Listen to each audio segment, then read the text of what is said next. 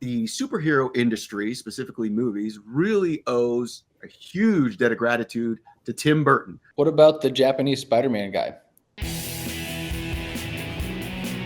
Hey there, nerds. Jimmy here. We have the nerds, Kyle, Brandon, MN, and Chase. And today we want to talk a little bit about Michael Keaton doing the rounds promoting Beetlejuice. He talked and referenced that the superhero industry, specifically movies, really owes a huge debt of gratitude to Tim Burton for his work on the 1989 Batman.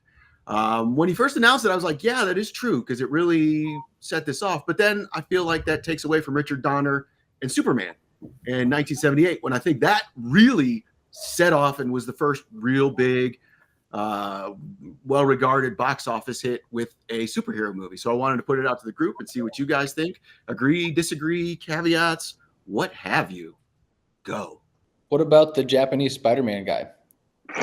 God damn it. You're right. What movie? I think that was post 1978. I was like, was that 80s? I want to say that was like somewhere in the 80s there.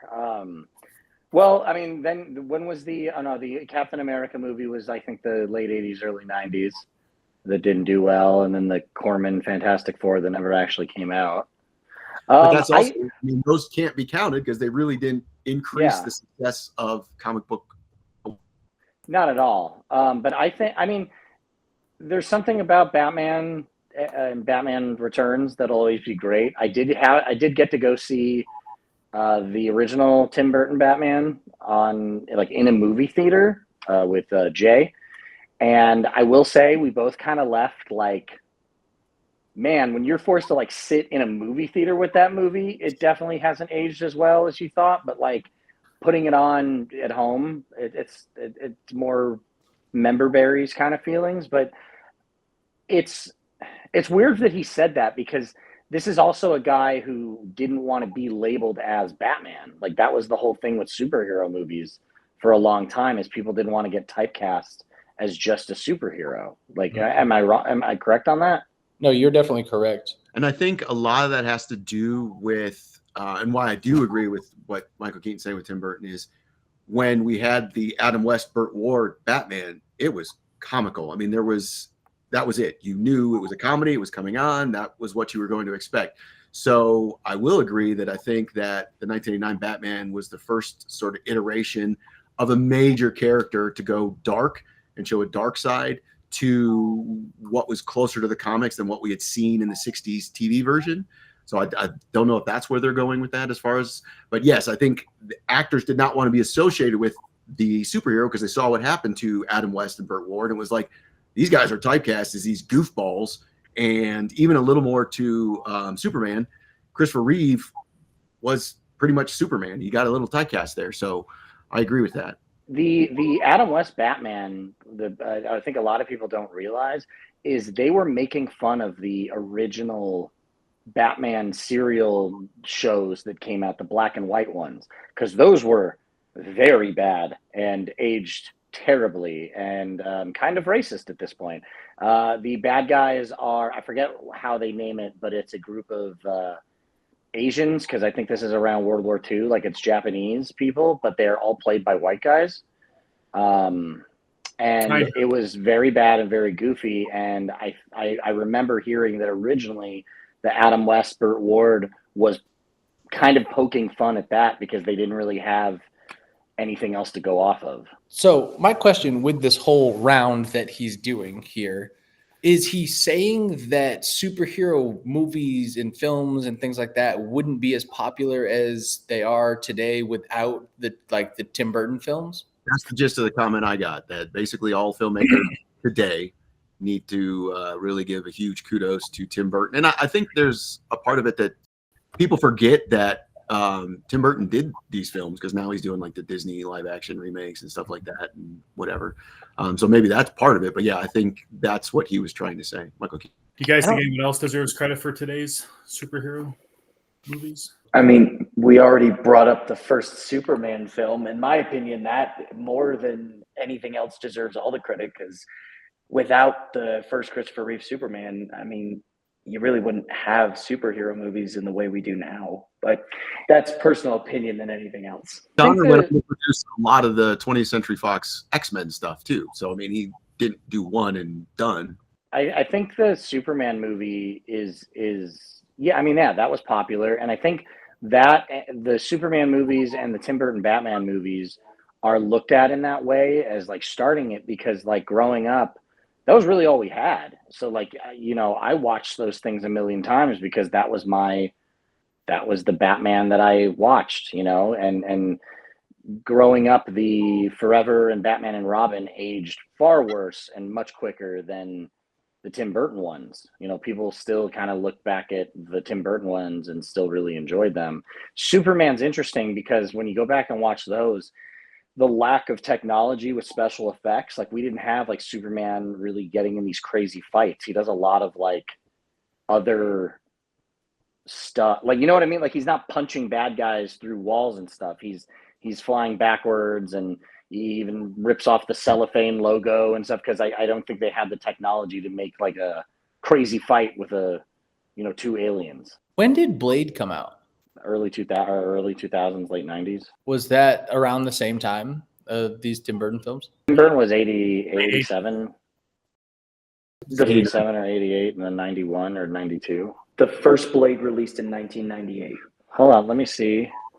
This is like my The reason coolest. I bring that up to begin with is I'm looking for a date on here. As far as the general public and getting people engaged with superheroes that they may not realize are superheroes, I think Blade aided a lot more in that. I don't want to discredit what Tim Burton, like what he's trying to say about Tim Burton, because I do think that that's important. But I do think as far as the general like populace, I think Blade had a little bit more of an impact on like not, I want to say like normal people, not nerds, but that sounds worse than it is. Keep in mind, I really don't have a comic book history like you guys do. But for me, with comic book movies, like Roger Ebert, once the legendary film critic, Chicago Sun-Times, said about Batman, like they used to cast for the chin. That was for years. Val Kilmer, Michael Keaton, who's the other guy? George Clooney. Actually, George Clooney, yeah. But really, I feel like today they're influenced because, I don't know about you guys, but like the Richard Donner movies and then Tim Burton. Tim Burton was very obsessed by aesthetic in those movies, but there was no backstory. Christopher Nolan and even Sam Raimi of Spider-Man 2, those movies really made movies that are today. With comic book movies, we all have special effects, but there's so much depth to the story. Even Transformers 1 we saw yesterday. It actually went to an origin story of like the Transformer. It's not seen through Shia LaBeouf's, eyes, not through his like lens. So I really think for me, and I could be very wrong about this, they're much more influenced by, I think, Christopher Nolan and Sam Raimi, in my opinion. I do thoroughly enjoy how you just brought up Sam Raimi's Spider-Man, because that's exactly what I wanted to go into next. Because I feel like that, like what Kyle was saying with Blade, is very similar in that way, in that you have this, you have Spider-Man. Everybody knows Spider-Man. I mean, you put his picture up and people are like, oh, that's Spider-Man. And I feel like, much like what Michael Keaton is saying with Batman and Tim Burton, it applies to all of these pre-Marvel Studios movies. I think to talk about Blade and like what James just said, with knowing who Spider-Man is, knowing who Batman is, like Blade, I feel gets lost in the shuffle of a lot of these superhero movies, because you hear a lot of people talk about like, oh man, I want another Sam Raimi Spider-Man, which just isn't going to happen. Or I want another like Andrew Garfield Spider-Man, which is also not going to happen. Or they talk about the X-Men movies. And until you saw Blade in Deadpool and Wolverine, I really feel that those movies were kind of forgotten, because Blade is not a household name like Spider-Man and Batman, specifically Spider-Man and Batman, which is also the reason I think those movies got made, is because at the time, like, that's who a recognizable superhero was. Even when Iron Man came out, there were a lot of people that were like, who the fuck is Iron Man? Like, I had friends going to the movie with me being like, so who's this guy? Like, no one had any idea who the Avengers were outside of seeing like stuff at Party City with like Captain America, Batman, and Spider-Man and Superman. Like I'd say and like the Hulk, and I would say those were like the recognizable big time heroes. I'm not sure if MN will remember this. When Batman came out in '89, it was huge. Like Brandon, you said you went and saw it in the theater with Jay. I saw it when it originally came out. And at the time, MTV was showing the Prince video nonstop. Danny Elfman's score was huge. Merchandise, which hadn't really happened, even with Superman, hadn't happened. And we all were still under they were showing reruns of the old Batman TV show. So that was what Batman was to us. Most of us weren't reading comic books. So yeah, we'd had Frank Miller comics and stuff come out, but most of the population hadn't been reading the darker side. So to go into a theater, hear that music, see Michael Keaton, I'm Batman, and just see the dark and the tone. And it was like, oh my gosh, it did revolutionize superhero movies to that context, especially with merchandise like you had the McDonald's thing. It's like, yeah, that really hadn't happened prior to that. So it was a big deal. And obviously they took it into Batman Returns, but I think we see it go downhill as the franchise went downhill. And that's kind of an impetus to why it's evolved even more with, like you guys said, Spider-Man 2 and Blade and stuff like that. But I do think at the time, and I do agree, that's where I do agree with Michael Keaton, that it did revolutionize what we perceived as Batman. And then the marketing that went behind it also helped. And the one other caveat I will say, George Lucas, Howard the Duck was made as the first Marvel movie released widespread. And Holy shit! Howard the Duck is without ILM, we wouldn't have all the amazing special effects we have right now that are in superhero films. You have changed my opinion twice now with that comment, because holy shit, yes, that is the first widespread Marvel. Like that would be the biggest Marvel release to date, because everything was Superman and Batman before that. Crazy.